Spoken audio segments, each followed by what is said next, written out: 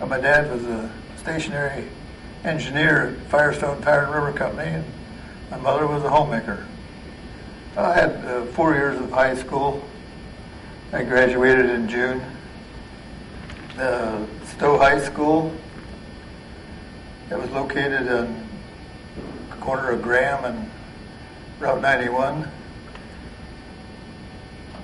Initially, we walked to school, and then in the later years, we took the school bus. After we turned 16, we drove a car so we could go to work after school. Yes, I remember Velma Workman. She was our history teacher and advisor. In Coach Barr, he was our algebra teacher. Very good coach, very good algebra teacher. The principal who taught us algebra when Coach was gone was a very good principal and teacher. And Kempton was the superintendent, and he would teach for off classes also. During the school years, I worked for my brother at the grocery store. Well, the boys from Stow Road come up on their bicycles and told my brother and I that Pearl Harbor had been bombed. And the first question my brother and I asked them was, "Where's Pearl Harbor?" Well, being only 16 years old at the time, there wasn't too much response, really. It just maybe a little astonishment, but it was pretty advanced for our thoughts at that time.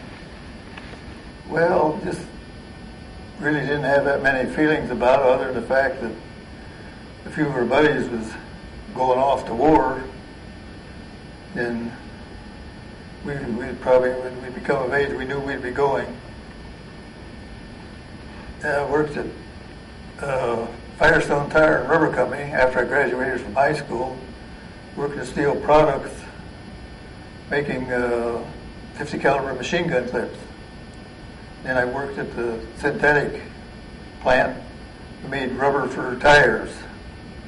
And the starting pay at that time was 78 cents an hour. And eventually I went to $1.33 an hour. That was electrician's pay. Really, it was just a matter of going to work and earning some money for the war effort. October 28th, 1943, I was drafted into the service. That was the reason of my termination. I went to the Army. Well, they just needed more soldiers. They had to get many more troops on land to get the job done. And I did my basic training in Camp Landing, Florida, and I don't remember ever running into anybody that I knew. Well, I learned how to be a foot soldier, and then I also went to school to be a motor mechanic for the Jeeps and trucks. Well, it just happened to be a job that had to be done. I figured I might as well get it done, get it over with, get home. Well, at my age, I don't think we really had the ability to grasp what actually was going on. We knew that the war was going on, but it really didn't affect us too much at the time, other than rationing and gas rationing, food rationing, all that good stuff. It really didn't bother me that much. And Mother and Dad was a little concerned maybe, but I just figured I'd just go with the flow, do what they told me to do, and behave myself. Well, I served in the European Theater of Operation. I was in the Company C, 1st Battalion, 377th Regiment, 95th Infantry Division. And we served in France, Germany, Belgium, and Holland. Well, I was never wounded or injured, and probably the worst moment I ever had really was being strafed by an airplane. And that seemed to be something you couldn't get away from. And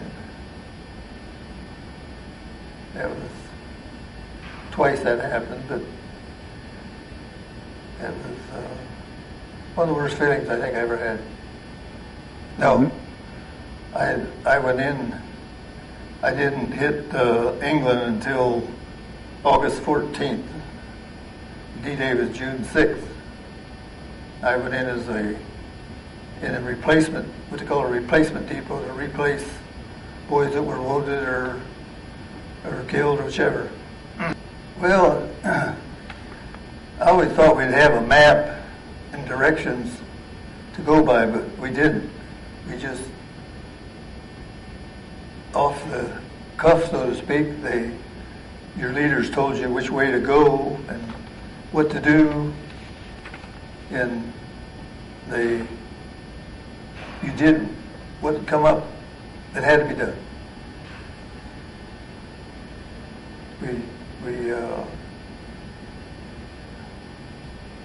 From one day to the next, it was never the same. Everything seemed like different every day.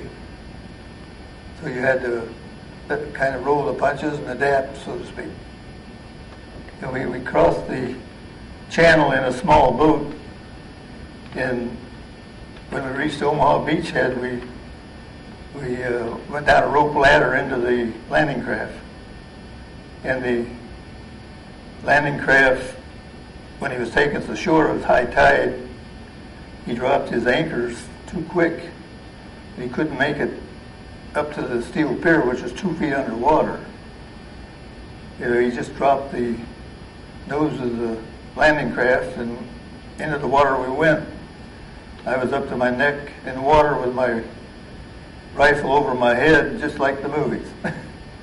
We had full field packs on, and we waded to shore, and we slept in the hedgerows about probably 1,000 feet from the beachhead, and that was where we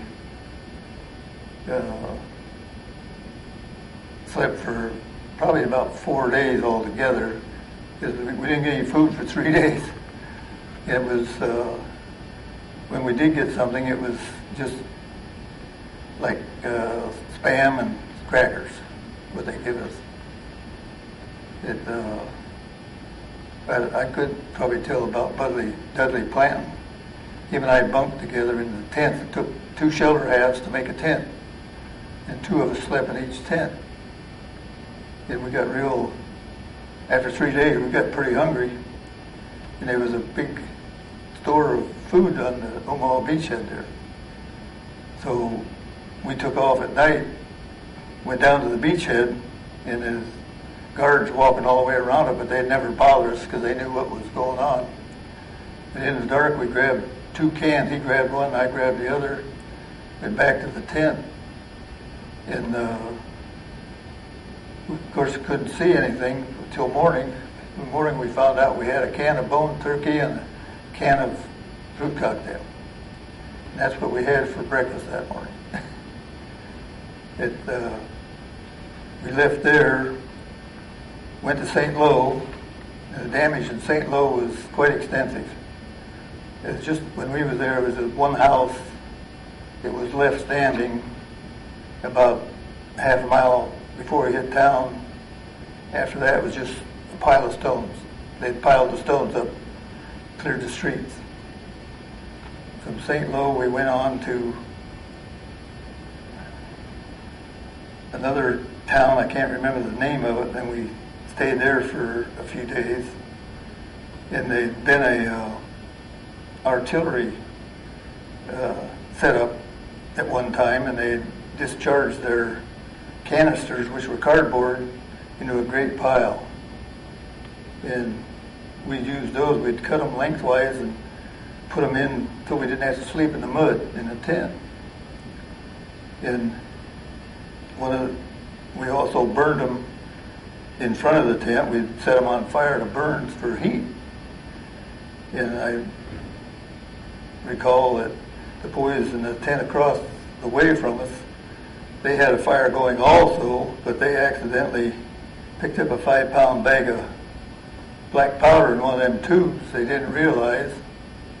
And when that caught fire, it made quite a commotion, and the two of them come out of the back of that tent, buttons and all. They got them settled down and everything, but from there we went on to the 40 and 8s, which was in the French railroad, the 40 soldiers and 8 horses. That was during World War I. That we had quite a few boys on there. I can't remember exactly how many on each boxcar, but we had to sleep in shifts. There's only enough room for about half the boys to lay down. So we'd sleep in shifts. Some of them stand up, some of them sleep, vice versa. They put us on the siding. Then they would pick up another train, and they'd drive past us. It was what we call the Purple Heart train, the boys that were wounded and was coming back. And this one boy had a trumpet, and when he went by us, he was always blowing that trumpet. And they'd pull those boys on the siding, and then we would take off. And when we passed him, he was still standing there blowing that trumpet. But we ended up in Nancy, France, and we boarded 6x6 trucks, and they took us towards the city of Metz, which is the city they was in the process of taking. It was a very highly fortified city. I joined the division on the 17th of November, and the city fell on the 21st of November. Those 4 days were spent guarding tanks going into the city of Metz. And after we got into the city of Metz and liberated the city, so to speak, we had to go to the square and watch for snipers to check the civilians that happened to be there, plus ourselves. And when we returned to the little building we was in right in town, I asked the squad sergeant if we should be carrying a hand grenade. And he said, absolutely. So he opened up his ammunition bag, and he had crossed the Moselle River a few days before that, which was a pretty rough crossing for him. And he pulled his ammunition bag out and was going through it, and he pulled out a hand grenade to hand to me, and the pin had fallen out, and the handle come off, and it snapped and started burning. So he threw it into the hallway and yelled hand grenade. And of course we hit the floor where him and I was only 2 in that room. And the 2 boys standing guard, they ran outside. In the other room where second squad was, they hit the floor except one boy, his name was Smith. And he landed on top of somebody. He got 2 pieces of shrapnel in his ribs. And of course they hauled him away. I never did see him again until we hit the Rhine River. And they was throwing shells in pretty good on us at that particular time when he came back. And I told him to get in the house, to get it, to get out of the street so he didn't get wounded again. But he didn't pay any attention to me, and he got 2 pieces of shrapnel in his elbow. So back he went again. Never did see him after that. But after we left the city of Metz, we headed north, and we took maybe 1 or 2 towns each day, and some of them with no resistance at all, and some others would be quite a bit of resistance. We picked up several prisoners along the way, and we ended up in the town of Gizigan, and that was the first town that we applied the new method of marching in fire that General Patton wanted us to use. He said that if you don't keep moving and keep firing, he said you'll be a dead duck. So that's what we did. We loaded up 8 rounds into the gun and keep marching and fire. When that was done, you loaded up 8 more and kept on going. So when we got into the town of Gizigan, there was civilians in there, old civilians, and we asked them where the German soldiers were, and they pointed north, of course. So we left there and went towards Santa Barbara. And we was using, of course, the marching in fire at that time also. And the radio man happened to be with us. And I was right beside him, walking, listening to him, firing my rifle at the same time, whatever. And they was dropping the artillery probably 100 yards ahead of us. And I could hear him tell them to lift 50 yards. When we started getting a little closer, then the artillery would lift up another 50 yards or whatever. But we came to a large tank trap, which was, I would imagine it'd probably be 15 to 20 feet deep and 30, 40 feet across at the top, and maybe the width of a car or something in the bottom. The only way to get across that was by foot. They couldn't get any tanks across, and the radio man didn't want to venture going across there, so eventually he was captured. But he was turned loose later on. He was a Jewish boy, and he could speak German. And he talked the boys into surrendering and taking them back. So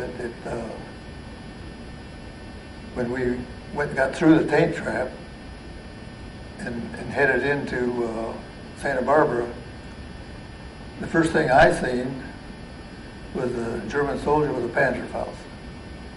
He had that's an anti-tank weapon, just looked like a ball bat with a big basketball in the end, maybe.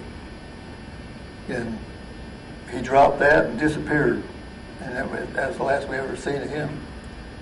And we didn't see anybody else till we got clear into town. And on the way into town, the houses on the left side of the street were just falling into the street. The front of the house, we couldn't figure out why at first. We finally came to the conclusion it was a German tank sitting down around the offset in the road street. He was firing shells, anti-tank shells. They were armor-piercing shells, and they wouldn't explode until it hit something really solid. So they was just going through the house, and the house was all made of stone. And the front of the house just falling in the street. So when we got past that, when we got in around the offset, we could see a truck had a machine gun in the back of the truck. We couldn't tell it was a machine gun, but we kind of assumed that. And then the tank was sitting behind him, and we were trying to figure out exactly just what to do at that moment when they cut loose with a machine gun out of the truck and out of the tank also. And when that happened, we was headed for one of the houses right there on the right side, and I was ready to go through the doorway, and 2 boys jumped in front of me, and they both got shot with a machine gun. And we went just to the right of that. There was an 8-foot space with a door, but it was just a space between the 2 houses, so to speak. And there was 5 of us that went in there, Sergeant Jake and Sergeant Frank and Jerry and Ingram and myself. And after we got in there, we really didn't know what we was going to do. But Jerry took the hand grenade I had, and we went out the back door so that, and over the house right next to where the machine gun that shot the two boys. He threw that hand grenade through the back window in the house, and then we was back into the short space we was at. We still didn't know what to do, so we found this built-in ladder up the wall into that house, top of that house, attic, and the five of us, that's where we stayed all night. The Germans were sleeping under, so they didn't do much sleeping. They made so much noise. They were playing guitars and carrying on. We could hear the tanks running up and down the street all night. And the hobnail shoes on the German soldiers, you could hear them running in the street. They're really noisy at night for some reason. So we just hid in the attic all night. Come morning, we got a little bit of daylight. We hadn't had anything to eat since the morning before. We were looking through our pockets for something to eat. And I was sitting shoulder to shoulder with Jerry, and a mortar shell hit the roof. And he got 5 pieces of shrapnel in his back, and none of the rest of us was injured. But he started complaining about his back was getting stiff, so we thought we better get him down out of there before we couldn't. So we took him down the ladder and stretched him out on the floor, and we still didn't know what was going on outside because we couldn't pick up any noises that we could recognize. So Sergeant Jake said, well, I'm going to open this door and look out. Because you cover me with your rifle, just in case. So that's what I did. And when he opened the door, a mortar shell hit right outside the door, and he got 2 pieces of shrapnel in his stomach. And Ingram, the boy standing behind me, he got 2 pieces in the back of his leg. So we got 3 boys wounded and don't know what to do at that point. And Sergeant Frank, he was kind of useless. He wasn't really a seasoned veteran, so to speak. He had less time than I did, and so I finally volunteered to go for help. So I took all my gear off. All I had left on was my steel helmet, and I raced for the way we came in. I got several houses back up the line, and a boy hollered at me, and I jumped inside, and here it happened to be the company CP. That's the command post. And I told them what happened and everything, so they gave me another boy and a litter to go back and carry them 3 boys up. We went back and we carried Jerry up first, put him in at the CP, and we went back and Sergeant Jake said to take Ingram next, so we took Ingram next, put him in at CP, and went back and got Sergeant Jake, and he said he could walk, but he couldn't, so we got him on the stretcher and took him back, and in the meantime the medic's Jeep had backed in to pick up the wounded boys, and we just put him right on top of the Jeep. They had a carrier like up there that put 2 litters on. And we put him on top of the Jeep and went inside to get one of the other boys, and the shells started popping in pretty quick. And I grabbed another boy, we went out and took him off and took him back into the building. He told us not to just leave him there, but we took him in anyway. So after the shells subsided, we put Jake on top of the Jeep, and we put Jerry right next to him, and put Ingram and another boy on the hood, and they were just about ready to leave, and here come a boy running up the street. He had a broken arm, and I didn't get to see much of him other than I took him and put him in the front seat of the Jeep, and they took off. That was it. And for all this, I earned a Silver Star. It didn't really bother you. It was just kind of, you knew what you had to do, and if it happened, it happened, and if it didn't happen, it didn't happen. I had boys wounded in front of me, behind me, right of me, and left of me, and I had boys that were killed the same way, in front of me, behind me, right of me, and left of me. But you kind of get hardened to it, I think. It's like a job you have to do every day. You kind of get used to it. Well, if we got a few hours to ourselves, we'd probably be sleeping. It was very short on sleep. Because you had to pull guard duty at night. You'd be on 2 and off 4. Plus anything else that might come along. If we got a few minutes during the day, lull or something like that, we'd probably trying to catch up on our sleep. Recreation, there wasn't such a thing while I was on the front lines, so to speak. But I did at one time. It was probably in March sometime. The war was pretty well taming down. I got a 3-day pass into Brussels, Belgium. Nobody else wanted it, so they forced it onto me. I got a 3-day pass to go into Belgium, and hadn't shaved or washed, had a shower for ages. So they put us up in a schoolhouse, and we had showers and could eat 24 hours a day, or sleep 24 hours a day. And I felt ashamed because I was so my clothes were so dirty and everything. And one of the boys told me about how to jump the tram. It's like a little streetcar and they had running boards on each side. You get on a running board and walk and get up into it if you want to, or you just ride a running board. They never stop, but they slow down so you can jump on and off. And I took one tram to the end.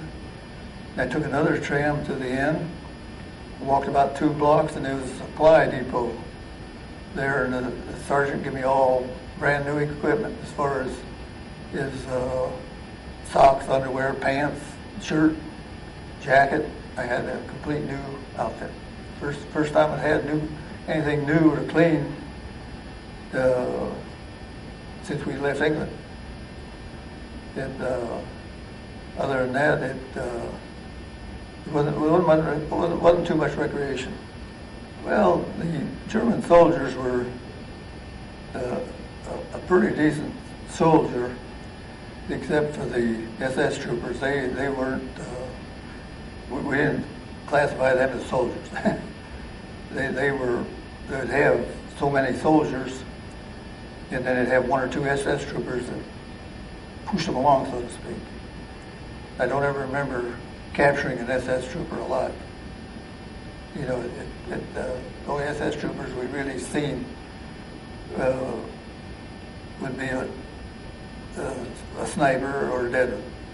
That's the only SS troopers we ever seen. They probably changed clothes or something, and we couldn't tell that they were SS troopers. But the SS trooper had a different uniform and everything. And they were generally the younger group. Most of the other soldiers we run into were older boys. I'd say older boys like 35 and 40 years old. But they were still good soldiers.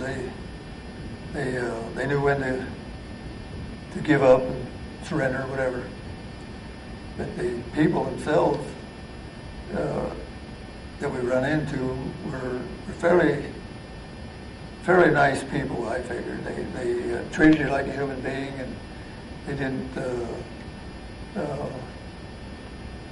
do anything to harm you, except when he was in battle. Of course, if there was something wrong, they was always telling their soldiers where we were. But normally, when we get into civilians, there wasn't too much battle going on. It was more or less cleanup work, so to speak. Well, all our letters were censored. The one letter in particular I can remember, it was in Metz. I wrote on a VE mail, which was, they take a picture of it and mail the film back to the States, and then they would redo the letter.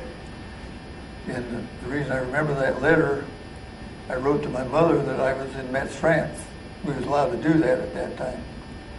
But that was one of the only times that I can remember of writing home, telling where we were. That we didn't get to write too often because you had no lights at night and you were too busy during the daytime keeping track of yourself and the boy next to you. That the reason I mentioned that letter from Metz, I applied for a French citation that we fought on French soil, and they returned it back to me that I wasn't eligible. But because my discharge didn't say that I fought in France, that was the only record they had was my discharge, that they wouldn't give it to me. So I gathered up that letter I wrote to my mother. She saved it, and I gathered up that letter for the date, had the date on it and everything in the city of Metz. I had a letter from General Patton that I was there in Metz, and I had a letter from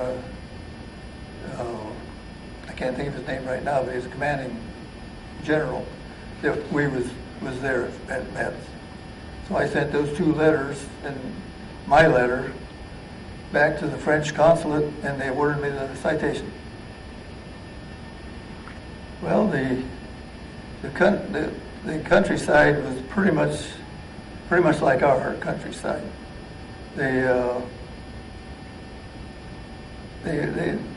Things were pretty primitive over there compared to our country. It was pretty much primitive country, so to speak. But the weather and the hills and everything kind of reminded me of home a little bit. It wasn't like being on the desert or something like that. But we had we did a lot of marching through the country because we'd take out in the morning and march and clean up little towns here and there, and you look off in the distance, you see a large hill or whatever you want to call it. They'd say, we'll be there at nighttime. Well, at nighttime we'd be there. And then the next day, same thing. We'd march all day, just clean up little towns. And I don't know how many miles we covered, but covered quite a few miles just marching. We had no transportation, of course, other than marching at that time. But we didn't have any electricity or running water till we hit the Rhine River. Once we hit the Rhine River, then we run into the house we was at, had running water and electricity. But of course, we was just there temporarily. We didn't even stay there all night. We was just there temporarily during the day. And that's where Smitty got wounded. They was dropping those shells in from us from across the river, and they called in the Air Force to see if they could do something about it. There was 3 fighter bombers, I think they called them. They had a 500-pound bomb on the belly and 2 50s on each wing. And the 3 of them come in right over us, then right over the river, right to a tall chimney on the other side of the river. They figured out where the observer was for throwing the shells at us. And they made the pass and dropped those 3 500-pound bombs, and then they looped around and come back, and they come in and dropped the 1 wing bomb, and they made it loop the other way and come back in and drop the other wing bomb. And after they did that, we had no more artillery fire. But when we asked at the Rhine River, we had practiced on the Earth Canal for river crossing in a boat. we was very lucky. We rode across the Rhine River on a 6x6 GMC truck on a pontoon bridge built by the engineers. And after we got across the river, of course, that's when we started back on the offensive again. Well, we weren't allowed to eat or drink any of the civilian food. And the thing I really look forward to was a glass of milk. When we come in Virginia, Camp Henry, Virginia, they had a big steak dinner for us and a big glass of milk. And the big glass of milk wasn't enough for me. I just went up and grabbed a quart bottle and brought it back, and I had a glass of milk and a whole quart. Well, when I come home, I went right back to work. I figured that was the best thing to do. I didn't figure that I let it bother me. I was going to work and put it out of my mind, so to speak, and I did. And it really didn't bother me or anything. And I actually didn't tell too many stories until probably about, I retired in 1990, so I imagine it was right after 1990 my two boys got after me to write up my story and everything. And I'd tell them a few stories then about that, and then we'd expand on it a little bit. And my one nephew, he got after me also to make up my stories, or not make up my stories, but write them up. And it just, it didn't really bother me, but I was so surprised how much I could remember. 60-some years ago, it was just like it was yesterday. Where today now, I can't hardly remember what I did yesterday. Well, there was a lot of sacrifices made. There was a lot of